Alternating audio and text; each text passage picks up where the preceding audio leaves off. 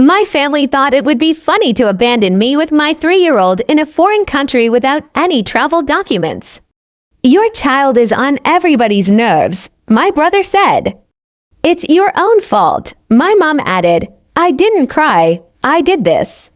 The next time they saw us, their jaws dropped. Paris, 2001. I was 19, carrying my 2-year-old Julia on my hip, and already felt like I'd aged 100 years. The streets were hot, crowded, full of tourists snapping photos with cameras that still needed film, and I was trudging along, sweating. Through my shirt with sticky little hands grabbing at me and a chorus of complaints following right behind. Not from my daughter, no, from my family. She's crying again. Can't you keep her quiet? You're slowing us down. That was the soundtrack of our family holiday. My brothers walking a few paces ahead like they were allergic to being near me. My parents sighing every time my daughter whimpered and me in the middle carrying the weight of an actual child and the invisible weight of being the family nuisance. I should have known better. I should have known that taking a toddler to Europe with my family was never going to end well. But I thought maybe, just maybe, they'd be decent human beings about it. Spoiler alert, they weren't. We were in Paris, supposedly the city of love. But in our family, it was the city of irritation, sarcasm, and thinly disguised disgust. Every time my daughter so much as sneezed, someone had something to say. Don't let her touch me. She's sticky. She's ruining the tour. Why did you even come? And the best part, whenever I asked for help, just 5 minutes to rest my arms, to let someone else hold her while I bought water or adjusted my bag, I got games like, what? So she can puke on me? No thanks. Not my kid. Not my problem. Anyway, you get the picture. I was exhausted. My arms ached. My patience was shredded. And every glance from my parents carried that silent, sharp message, you did this to yourself. And then, of course, came the setup. We were near Notre Dame when my daughter had her inevitable meltdown. Screaming, kickings, full toddler opera. My parents groaned, my brothers complained, and I finally snapped. You know what? I'll take her. I'll calm her down. You all go ahead. I'll meet you at the station. Too eager. Too quick. They agreed. Fine. 2 o'clock. Don't be late. My brother pulled out the train tickets, old school paper slips. He squinted at them like he was decoding ancient scrolls. Yep, to walk, he said, handing them back to Dad. My other brother smirked, Mom nodded, looking back. I should have noticed the little smiles. The way they all seemed to share some private joke. But in the moment, I was just grateful to get a break. So off I went, my daughter and I found a quiet bench. I bought her ice cream. For 10 blessed minutes, I got to pretend this was an actual holiday instead of a marathon in humiliation. But of course, the peace didn't last. When we got to the station, the platform was empty. My watch said 2. I was on time, but the train gone. My stomach sank. I paced, holding my daughter tighter, scanning for my family. Nothing. Then I pulled out my phone. Remember, this was 2001, no smartphones, just a chunky little brick with a tiny screen. I called. Laughter answered me, my brother's laughter. Then my mom's voice, oh, honey. You wanted to be independent, didn't you? Well, here's your chance. I froze. What do you mean? Where are you? We're already on the train, she said, almost bored. You said to. I was here on time. More laughter in the background. My brothers yelling, enjoy the bus. It hit me like a slap. They'd lied. They'd given me the wrong time. They'd planned this, and the worst part, they knew. They knew my daughter got sick on buses. I'd said it a dozen times on this trip. I begged to avoid buses. Hell, I got sick on buses. It was like a family curse. And that's exactly why they did it. I can still hear their voices mocking, entertained by my panic, like this was all one big game. I stood there clutching my daughter, listening to my family laugh at me through a crackly Nokia speaker. And for a second, I thought maybe I'd throw the phone onto the tracks.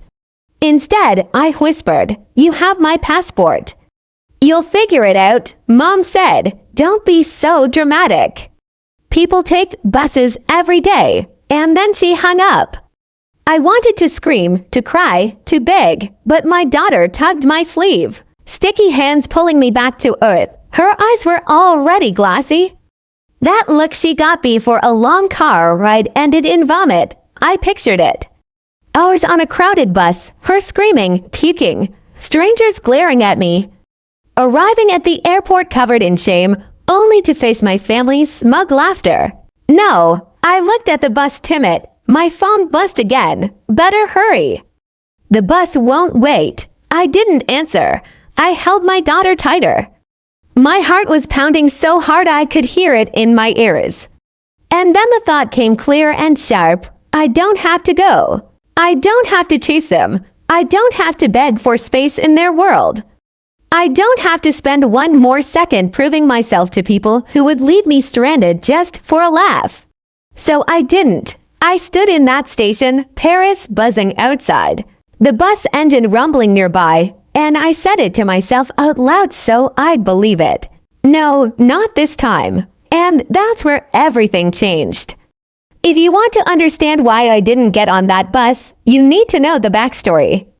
Because the thing with families is they don't usually turn into monsters overnight. Mine had been training for it my whole life. I was born in the 80s, the great middle child experiment. Two brothers, one older, one younger, with me stuck in between like the unwanted, filling in a sandwich nobody ordered. They had each other, their little twin club. I had, well, mostly silence and blame. Always blame. If something broke, it was her. If one of the boys cried, she started it.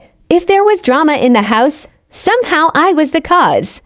Middle child syndrome is supposed to be a joke. In my family, it was a career. I'd like to say I got used to it, but you don't really get used to being invisible until it suits someone to pin a disaster on you.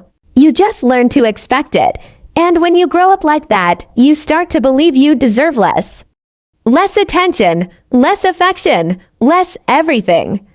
And that's exactly how I ended up pregnant at 16. Let me explain. It wasn't some scandalous fling with an older guy or a tragic story with some predator. No, it was stupid, ordinary teenage love. He was in my class, my first crush, my first kiss, my first everything. I thought it was the real deal because when you're 16, what else do you have to compare it to? He said all the right things, the things no one else ever said to me. That I was pretty, that I was special, that I wasn't just the difficult one. I believed him. Of course, I did. We slept together once, twice, and just like in the movies, the moment it was real, he was gone. He broke up with me before I even knew I was pregnant. "You're too intense. I just want to have fun." That was his line. I still remember it because I wanted to throw a chair at him. Then came the two pink lines, and that's when the real nightmare began. At first, I kept it secret. I wore baggy clothes. I avoided my mom's eyes, but secrets have a way of growing along with your stomach. When they found out, it was like I detonated a bomb in the living room. My mom's face went pale. My dad just sat there shaking his head like I'd ruined his personal reputation single-handedly. My brothers laughed. "Wow, you're even dumber than we thought." The words were like knives over and over. Stupid, reckless, embarrassing. My mom hissed at me. "Do you realize what you've done? You've ruined your life and my dad. You're not even out of high school. Do you think you can be a mother?" And me, I just sat there holding my belly terrified, but already sure of one thing. I wanted my baby, the boy, my so-called great love, didn't exactly vanish into thin air.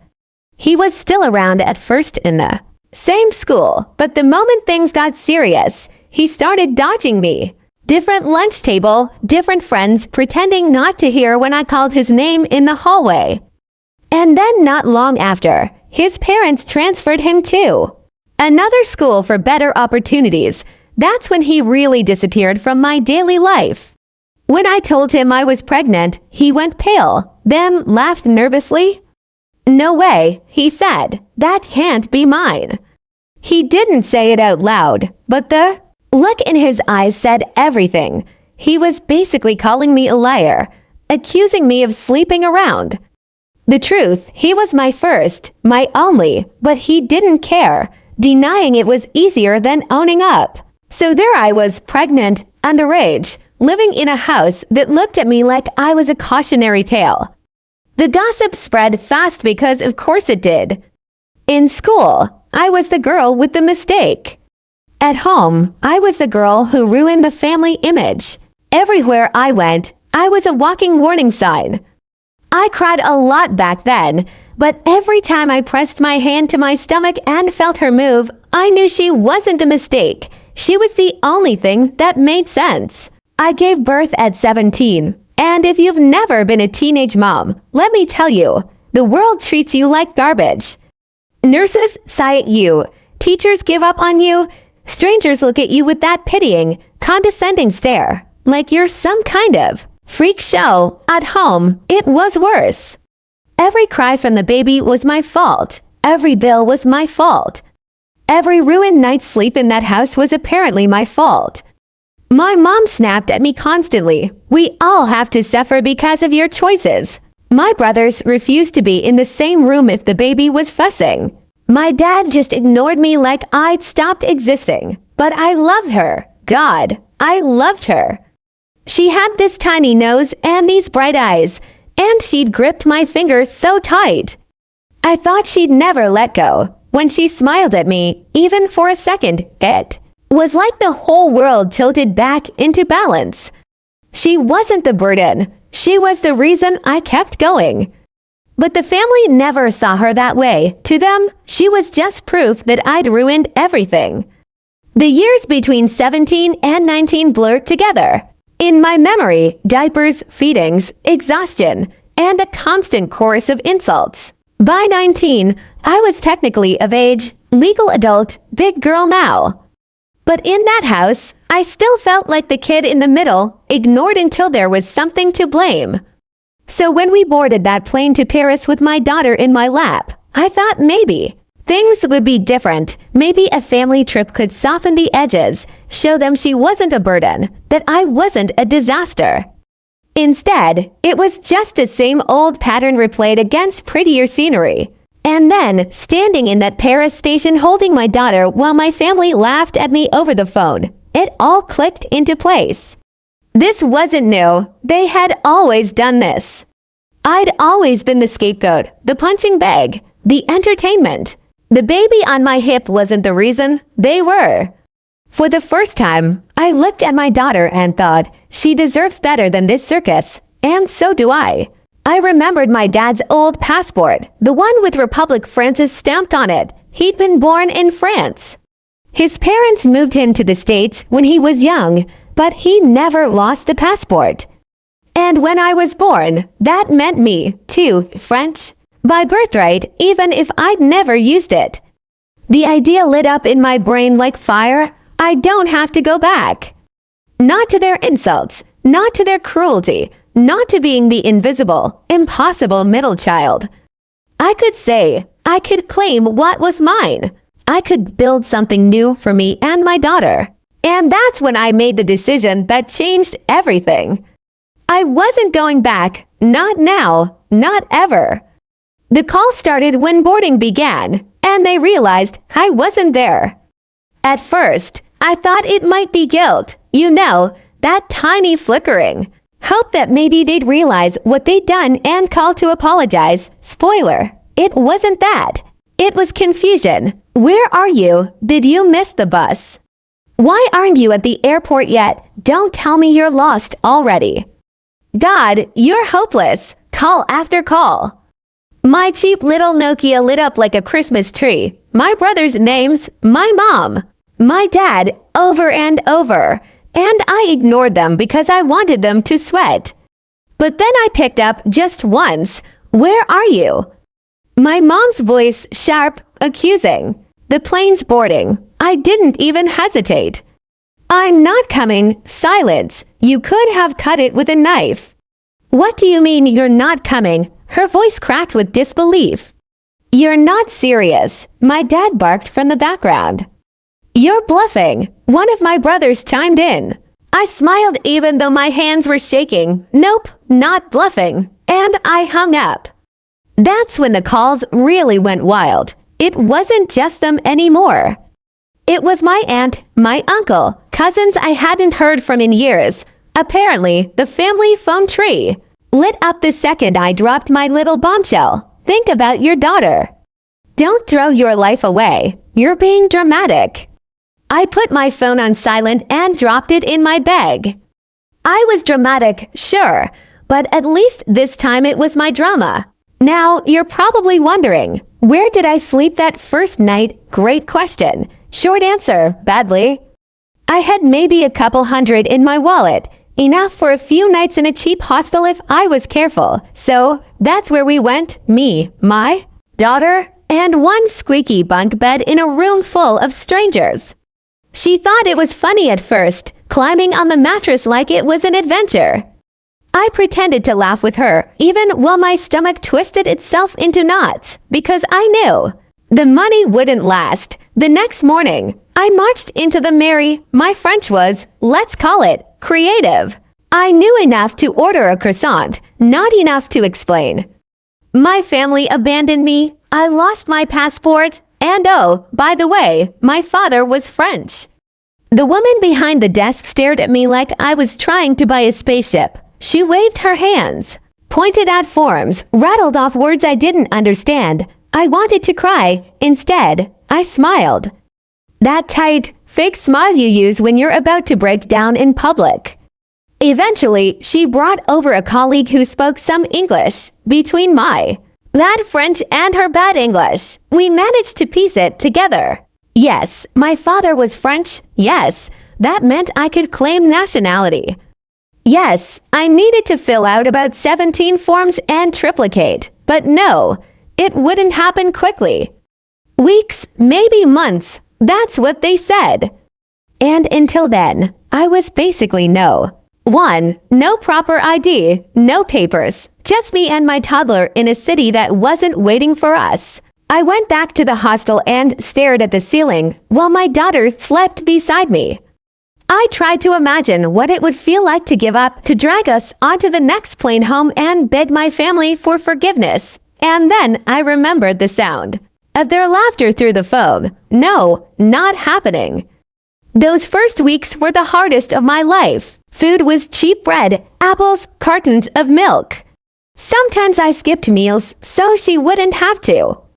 I found a church charity that handed out hot dinners twice a week. And I swallowed my pride and went. I kept telling myself, she won't remember.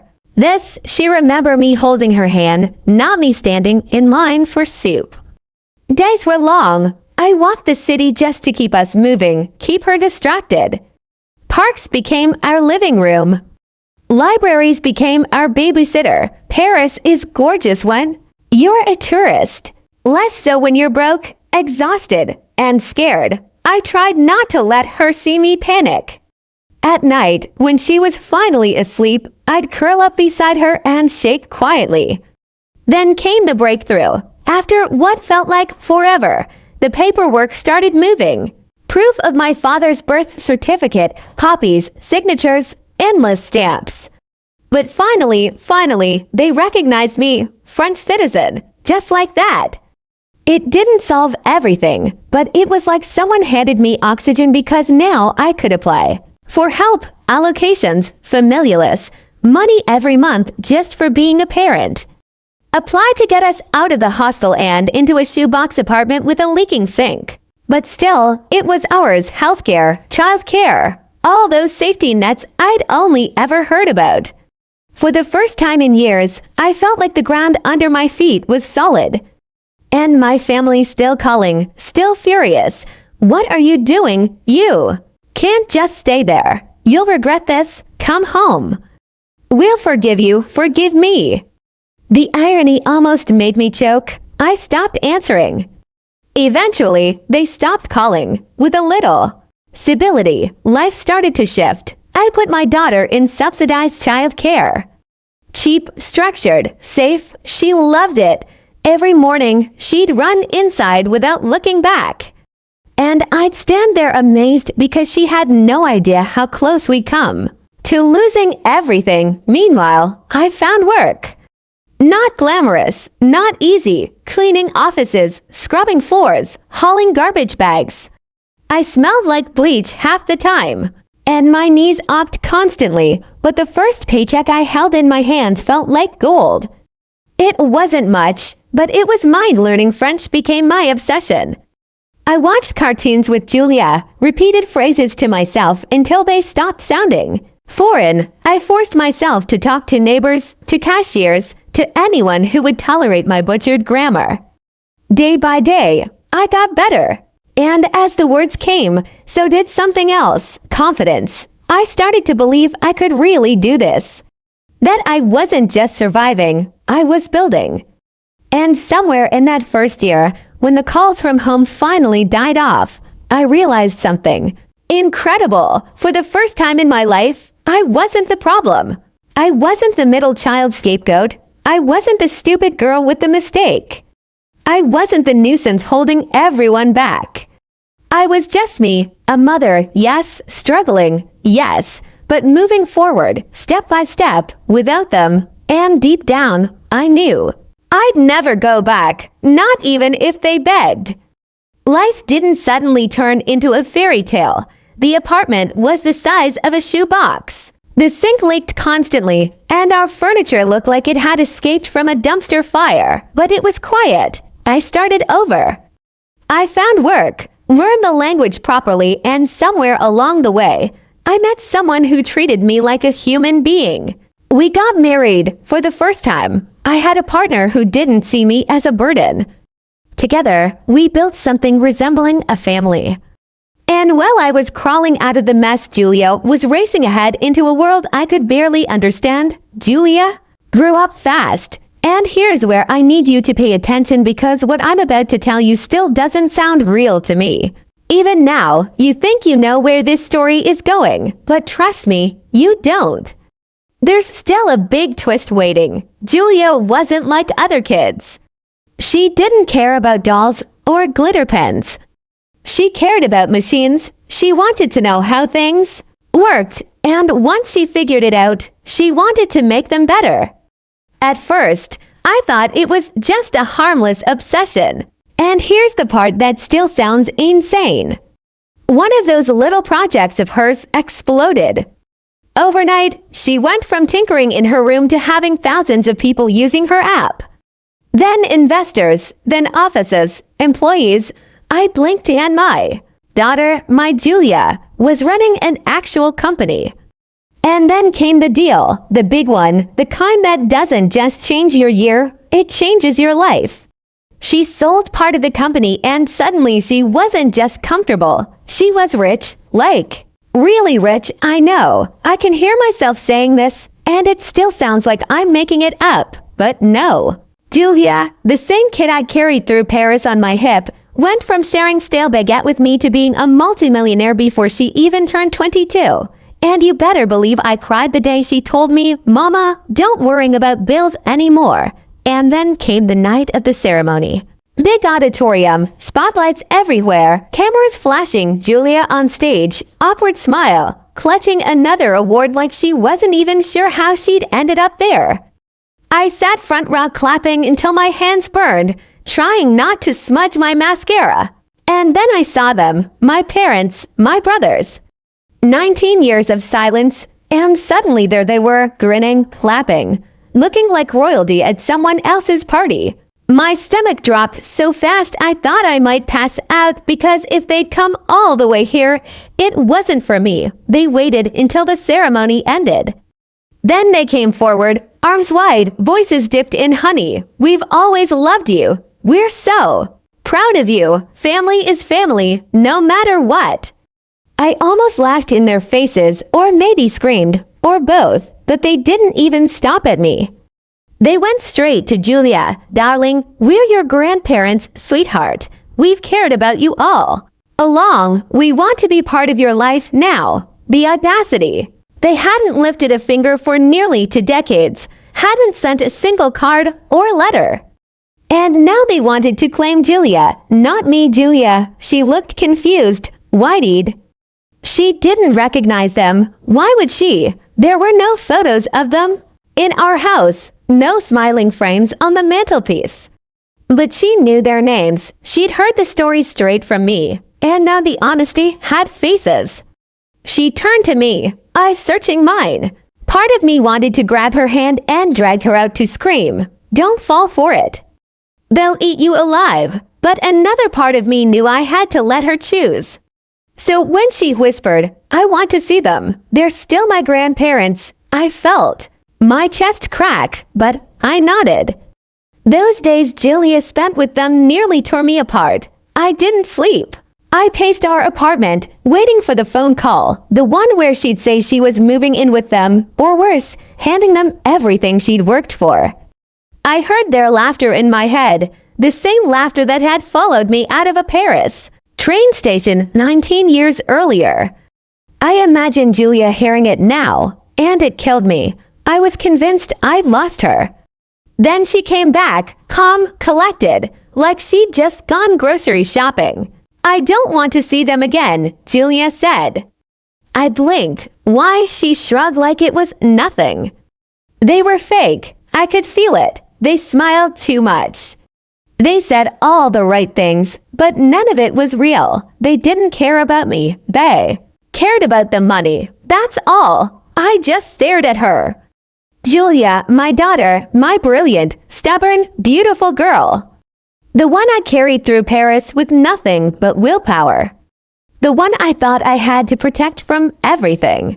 She'd seen through them in days. It had taken me 19 years. The family who abandoned me thought I'd come back crying. Instead, I built a life they could never touch. A life with Julia, too strong, too smart to fall for the same poison they wanted. US crawling, we stood up and we never looked back. So, what do you think? Did I do the right thing by staying in Paris and cutting my family off? Or was it reckless and I just got lucky? Maybe I was right, maybe I wasn't. I'll let you decide. Tell me in the comments.